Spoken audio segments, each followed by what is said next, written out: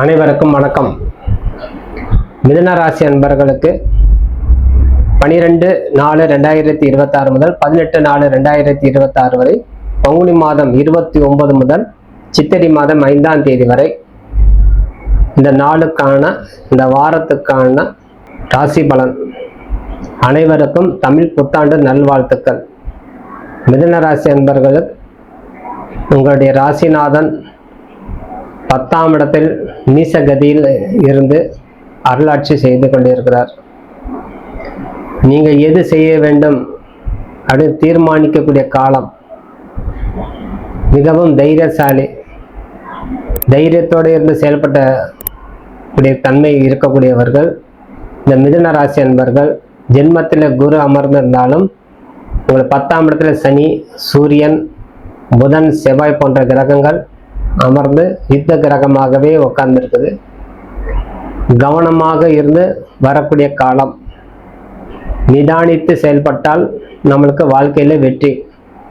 11ஆம் இடத்தில் இருக்கக்கூடிய 5ஆம் அதிபதியும் 12ஆம் அதிபதி சொல்லக்கூடிய சுக்கிர பகவான் உங்களை 11ஆம் இடத்திலிருந்து லாபத்தை கொடுத்து கொண்டே இருக்கிறார். நீங்க செல்லும் இடம், பேசக்கூடிய பேச்சு, குடும்பத்துண்டான தன்மை அனைத்தும் மகிழ்ச்சியாகவே முடியும்.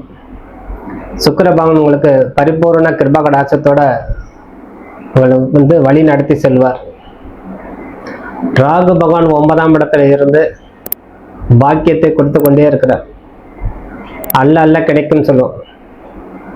பாக்கியஸ்தானத்தில் பாவ கிரகம், பாக்கியஸ்தானத்தில் 10ஆம் இடத்தில்.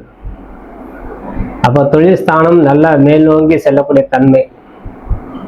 புத பகவான் அதிலே செவ்வாய் இரண்டும் கலந்து இருக்கும்போது கவனம் திசை திருப்பிக் கொண்டே இருக்கும்.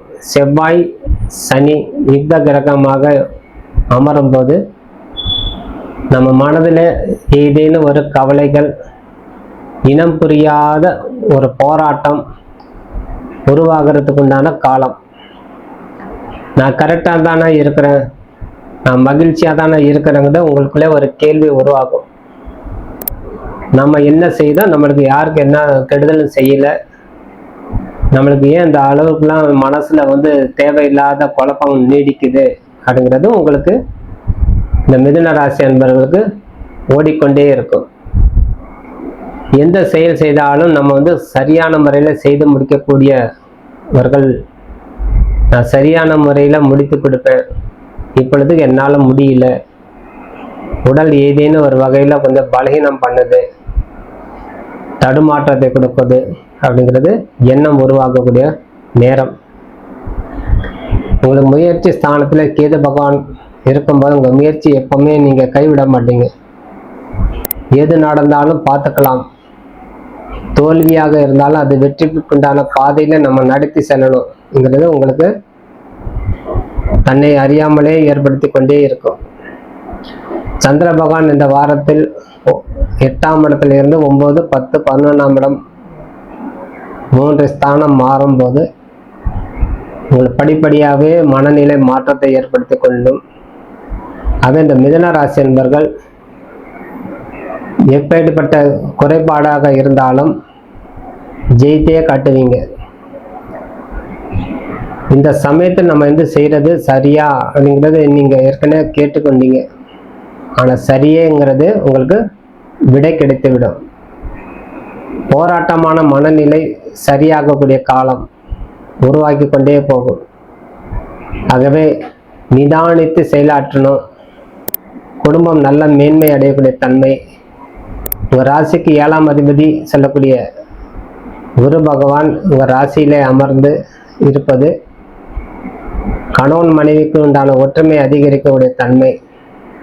புத்திரர்களால் நம்மளுக்கு ஒரு பெரிய நன்மை உண்டாகும். நீங்க ஒரு இளம் வயதினர்களாக இருந்தால் மிக விரைவில் திருமணத்துக்கு உண்டான காலம் உங்களுக்கு கூடும். 5ஆம் அதிபதி சொல்லக்கூடிய கிரகம் சுக்கிரன் 11ஆம் இடத்தில் இருப்பதால் பெண் வீட்டார், மாப்பிள்ளை வீட்டார் அப்படிங்கிறது எதுவாக இருந்தாலும் வரன்கள் அமையக்கூடிய தன்மை கொடுக்கும். நம்ம படிக்கிறோம், காலேஜ் படிக்கிறோம், இந்த நேரத்தில் ஒரு திருமணம் செய்து கொள்ளலாமான்னு பெண்கள் நினைக்கக்கூடாது. நல்ல மாப்பிள்ளை அமையும் போது திருமணம் செய்து கொள்வது உத்தமம்.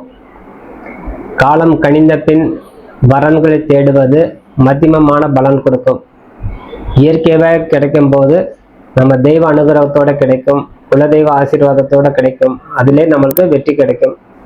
வாழ்க்கை நல்ல இனிமையாக ஓடும். ஆகவே இளம் வயதினர்கள் திருமணத்துக்கு தயாராக இருக்கணும். ஒரு ராசியில அடங்கிய நட்சத்திரத்தை பலப்படுத்திக் கொள்ள வேண்டும். ஒரு ராசியில மிதுன ராசி, மிருகசீஷ நட்சத்திரம், திருவாதிரை நட்சத்திரம், புனர்பூஷ நட்சத்திரம் அடங்கியது.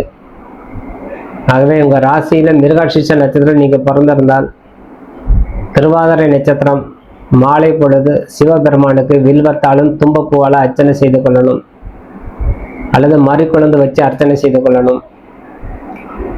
பச்சை நிறம் பூ, வில்வம் போன்றவற்றை அர்ச்சனை செய்து கொள்ளும் போது உங்களுக்கு கைமேல் பலன் கொடுக்கும்.